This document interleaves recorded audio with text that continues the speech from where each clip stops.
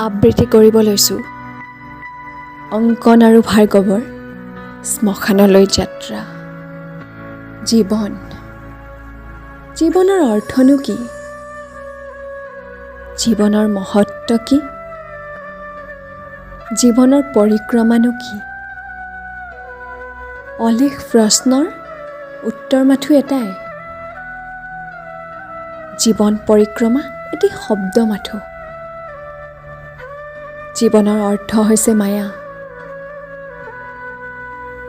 যাৰ চক্ৰবেহুৰ পৰা কোনেও সাৰি যাব পৰা নাই। সুখ দুখেই এই জীৱনৰ মূল মন্ত্ৰ। সান্নিধ্য পাম জানো এই খন্তেকীয়া জীৱনৰ? ল'ব পাৰিম জানো অলপমান জিৰণি? নাজানো। মাতৃৰ গৰ্ভৰ পৰা মুকলি হৈ অহা দিনৰে পৰা আমি সকলোৱে মায়াৰ শয্যাত শুই পৰোঁ, য'ত জীয়াই থাকিবৰ বাবে কৰিব লগা হয় কঠোৰতম সংগ্ৰাম। মায়া মোহেৰে আবৃত এই শান্তিবিহীন সংসাৰত, দুখ যন্ত্ৰণাৰ আঁৰত জীৱনৰ নাওখনে কিমান দূৰনো আগবাঢ়িব আমি নিজেই নাজানো। ভাগৰ জানো নালাগিব নৈৰ সোঁতৰ লগত ঢৌ খেলোঁতে? এই অচিন পৃথিৱীত জন্ম হোৱাৰ দিনৰে পৰা নিজৰ সুখৰ বাবে যিকোনো কৰ্ম কৰিবলৈ ভয়েই নকৰিলোঁ। এই স্বাৰ্থপৰ জীৱনটোত শান্তি বুলিবলৈ একোৱেই নাই। এই জীৱনটোতে কোনোৱে ককাই ভাই চিনিব নোৱাৰা এখন যুঁজৰ আখৰা কৰিছে, কোনোৱে আকৌ সম্পত্তি নামৰ ভাওনাখনৰ গুৰি ধৰিছে। মাথো হিয়াত দুখৰ একুৰা জুই লৈ আমি সকলোৱে জীৱনৰ বাটত আগুৱাই গৈ আছোঁ। ডাঙৰ সৰুক নিচিনি আমি আত্মীয় স্বজনৰ তেজেৰে ৰাঙলী কৰা এখন কুৰুক্ষেত্ৰ ৰণত নামি পৰিছোঁ। সৃষ্টি কৰিছোঁ এখন আপোন পাহৰা পৃথিৱীৰ, য'ত কেৱল অনবৰতে স্বাৰ্থৰ বাবে খোৱা কামোৰা লাগি থাকে। নিস্বাৰ্থ শব্দটো হেৰাই গৈছিল। সুখৰ সংজ্ঞা বিচাৰি পোৱাটো সকলোৰে বাবে কঠিন হৈ পৰিছিল। সৃষ্টি হৈছিল এখন আখৰিক জগতৰ, য'ত জন্ম হৈছে কিছুমান মনুষ্যৰূপী দানৱৰ। কোনোৱে হয়তো নিজৰ ৰূপক লৈ, কোনোৱে হয়তো ক্ষমতাক লৈ, আন কোনোৱে হয়তো নিজৰ ধন সম্পত্তিক লৈ গৌৰৱ কৰিব ধৰিছে। অহংকাৰে ভৰি পৰা এই সমাজত বিশৃংখলতাৰ সৃষ্টি হৈছে।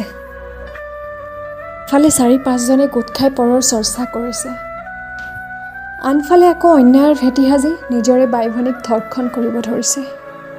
তৈয়াৰ কৰিছে গণতন্ত্ৰৰ ভেটি খহোৱাৰ ন পৰিকল্পনা আৰু কুচক্ৰান্ত। চাৰিওফালে কেৱল ক্ষমতা লাভৰ যুঁজ। সবল কৰি তুলিছে ৰাজনীতিৰ শক্তিশালী ভেটি। কিন্তু এইবোৰনো কৰি কি লাভ, যিবোৰৰ নাথাকে কোনো সংবিধান? এদিনটো এই সকলোবোৰ এৰি যাবই লাগিব অন্য এখন অচিন জগতলৈ, এখন কেতিয়াও নেদেখা জগতলৈ।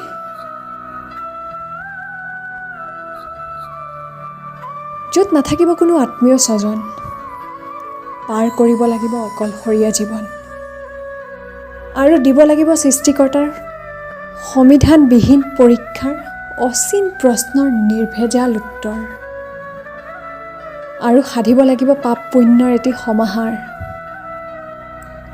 কেতিয়াবা ভাবোঁ, ৰূপনো কি, ধননো কি?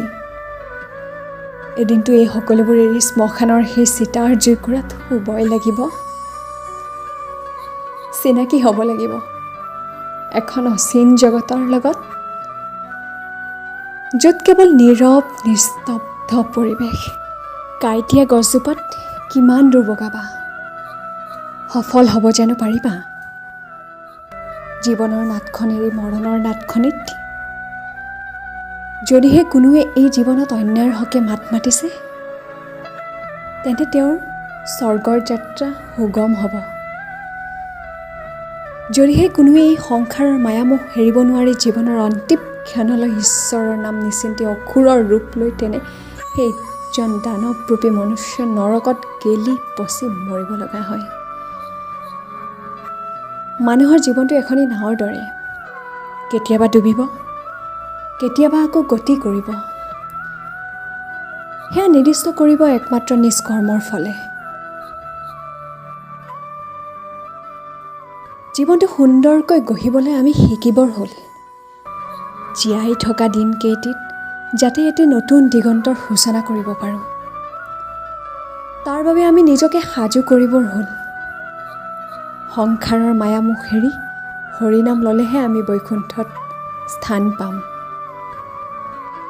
গতিকে জীৱনটো ভালদৰে উপভোগ কৰিবলৈ শিকিবৰ হ'ল। ধন্যবাদ।